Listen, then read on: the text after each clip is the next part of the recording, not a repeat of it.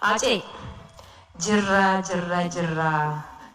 bullee barii arguuf garaa nu bal'ise yaa waa irraanfachuu jette.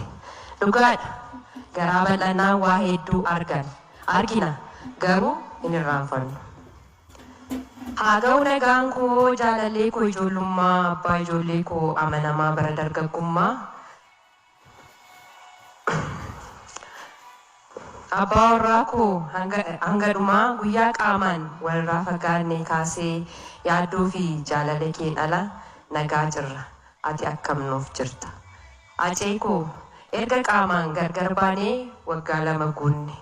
Yoon kana jedhu waan nama taaneef guyyaa lakkaa'uun keenya hin hafu malee anii fi ati yoomuu gargar hin baanu. Yaadaa fi qalbiin waan hundi keenya wal keessa jira. Acee koo ati yeroo hunda kabaja kooti, karaa kooti. Karaa fi garaatu gargar nama baasa jedhu mitiire. Anaafis garuu karaanis garaanis namnis gargar nun baasu. Karaa irra deemu mara waliin deemna. Acee koo akkamiin akkan si ibsu hin beeku. Waan manan si ibsuun dhabe. Ati anaaf nama addaati. Anatu ragaa siif ba'a. Warri yartuu gantuu asumee fi asxoo maqaa kee xureessuu yaalan illee hin milkoofneef. Keessa namaa hin beektu keessa qabattee namaa qiccii jettee atu. Ati dhaannaa onnee kooti. Gaafa dhaannaan onnee koo dhaabbate gammachuun koo guddaadha. Maaliif yoo jette biyya qaroo ijaa beekaa ofii dhiiga qulqulluu fi dhugaa namaa xuuxuurraan boqadhee si bira dhufa.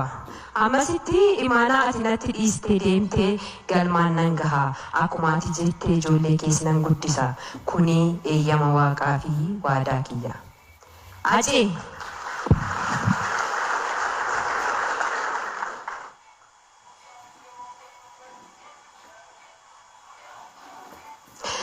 Acee koo ijoolleen kee guddataniiru.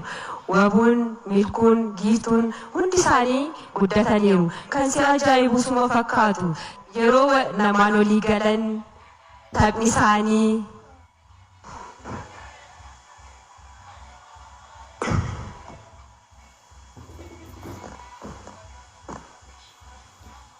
waan hundumaan sumatti ba'an. Maalan sitti maatu hin beekta.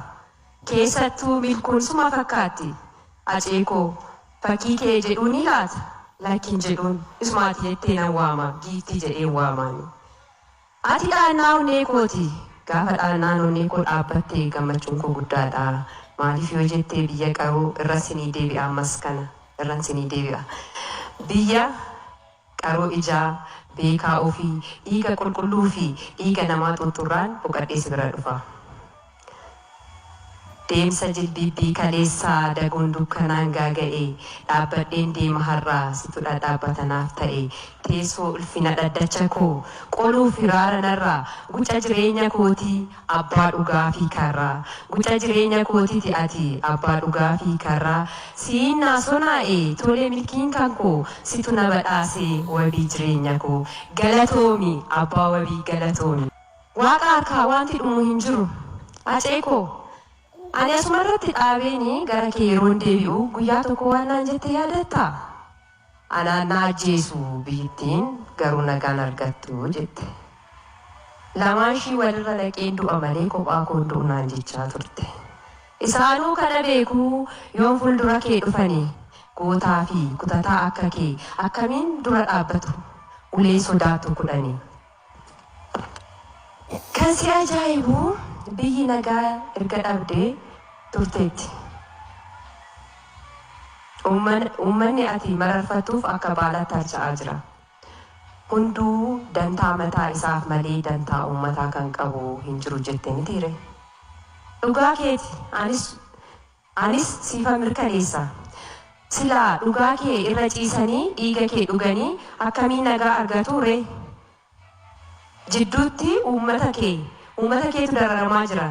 Mee Acee koo maal jettaan isaaniin? waa'ee keenya yoo itti dhiisnee silaa naman dhiisu dubbii keenyatti akka hin taane otoo jirruu nuti akka hin jirre maal godhu jiruu faana gargar baane itti dhiisnee silaas gadi hin teenye walii gallee yookaan alaan galle mee beekaamoo wallaalaa kam koomannaa nuuf hin galle rakkannee akkam taana wal guduunfuun wal sakaaluun dantaa taate walii gamnee rakkoonis keenya taate mee yaa rabbi yaa gooftaa koo tokkicha koo mootii hundaa walii galiitii nuuf toli hin dandeessa harkaa qabda jiruu jechuuf jiruu miti nu akka jirrutti jirra nu gamteetti nu dhaqqabiisitti iyyanna egaa uummanni kees waaqatti iyyachaa jira. Haacee jirra bullee barii arguuf garaa nu bal'isee yaa nuyi yaa waa irraanfachuu jette dhugaadha garaa bal'annaa waa እሺ